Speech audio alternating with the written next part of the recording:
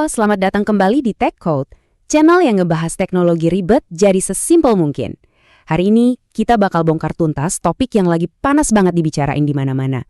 Artificial Intelligence atau AI. Anggap aja kita lagi mau ngerakit sebuah otak digital bareng-bareng dari nol.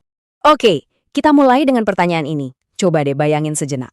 Ada sebuah mesin yang nggak cuma bisa ngitung, tapi beneran bisa mikir. Sebuah mesin yang nggak cuma nurut perintah, tapi bisa belajar dari pengalaman buat nemuin solusi-solusi baru. Kedengerannya kayak di film fiksi ilmiah banget kan? Nah, sebetulnya inilah mimpi besar di balik semua kehebohan soal AI. Tujuannya adalah untuk menciptakan ulang kecerdasan kita sebagai manusia, tapi di dalam sebuah mesin. Atau dengan kata lain, membangun sebuah otak digital. Dan itulah perumpamaan yang bakal kita pakai biar gampang ngertinya. Oke, sekarang ayo kita bedah lebih dalam lagi. Di bagian pertama ini, kita fokus ke pertanyaan paling dasar. Apa sih AI itu sebenarnya? Lupain dulu deh istilah-istilah teknis yang bikin pusing. Kita coba pahami konsep intinya. Cara paling gampang buat ngebayanginnya mungkin dari kutipan Ferhat Sarikaya ini.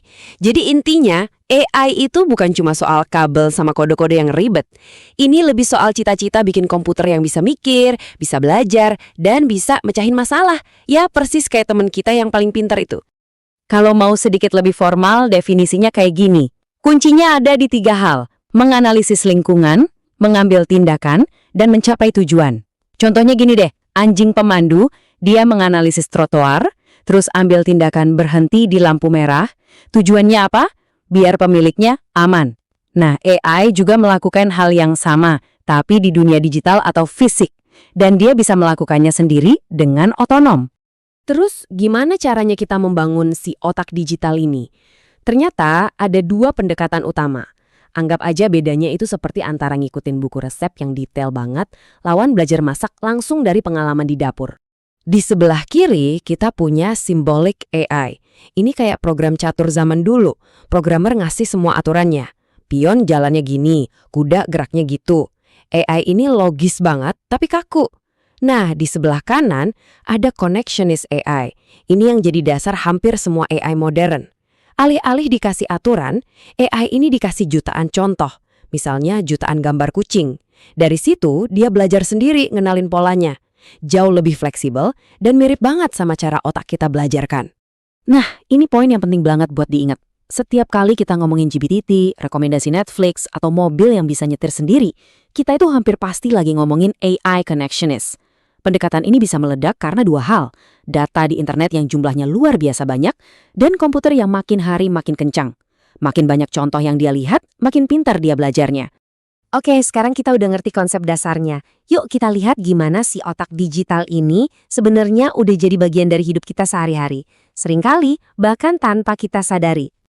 Kita coba kilas balik sedikit ya. Gimana AI pelan-pelan masuk rumah kita? Awalnya simpel banget. Di awal 2000-an ada Roomba, si penyedot debu otomatis. Terus di 2007, Siri muncul dan naruh AI di saku kita semua. Nggak lama setelah itu, raksasa-raksasa kayak Netflix dan Facebook mulai pakai AI buat nentuin konten apa yang kita lihat setiap hari. Dan sekarang, wah, AI udah ada di mana-mana. Dia yang nebak film apa yang bakal kamu suka di Netflix. Dia yang nyaringin email spam. Dia yang ngerti omongan kamu ke Google Assistant. Bantu dokter baca hasil ronsen, ngemudiin mobil, ngatur isi feed Instagram kamu, bahkan nerjemahin bahasa asing secara langsung. Ini bukan lagi masa depan, ini udah jadi kenyataan kita sekarang. Dan ini bukan cuma soal kenyamanan loh. Coba deh, lihat angka ini.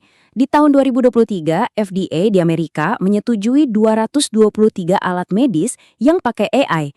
Bandingin sama tahun 2015 yang cuma ada 6. Gila kan? Ini nunjukin pertumbuhan yang luar biasa cepat dan betapa besarnya kepercayaan yang udah kita taruh pada AI di bidang sepenting kesehatan. Sejauh ini kita udah bahas AI yang ada sekarang. Terus, apa selanjutnya? Yuk, kita intip masa depannya dan lihat apa sih tujuan akhir yang lagi dikejar sama para peneliti? Sebuah AI yang benar-benar jenius di segala bidang. Nah, slide ini ngejelasin perbedaannya dengan sangat baik. AI yang kita punya sekarang itu namanya Narrow AI atau AI sempit. Dia mungkin bisa ngalahin master catur terhebat sedunia, tapi kita nggak bisa minta dia buat bikinin puisi atau nyeduh kopi. Dia itu seorang spesialis yang jenius. Tujuannya adalah AGI, Artificial General Intelligence. Ini bukan lagi spesialis, tapi seorang jenius universal yang bisa belajar dan ngerjain tugas intelektual apapun yang bisa dikerjain manusia. Jadi, apa aja sih yang dibutuhin biar bisa jadi AGI? Ternyata bukan cuma satu hal, tapi gabungan banyak kemampuan. Dia harus bisa bernalar dan bikin strategi. Dia harus bisa belajar sendiri tanpa disuapin. Dia perlu bisa merencanakan hal rumit, punya akal sehat kayak kita, ngobrol secara alami, dan yang paling penting bisa beradaptasi sama masalah yang benar-benar baru. Tapi, ada satu hal yang penting banget buat dicatat. Sampai saat ini, AGI itu masih sebatas teori. Walaupun AI berkembang pesat banget, kita belum sampai di sana. Belum ada satupun sistem di dunia yang bisa dibilang sebagai AGI sejati.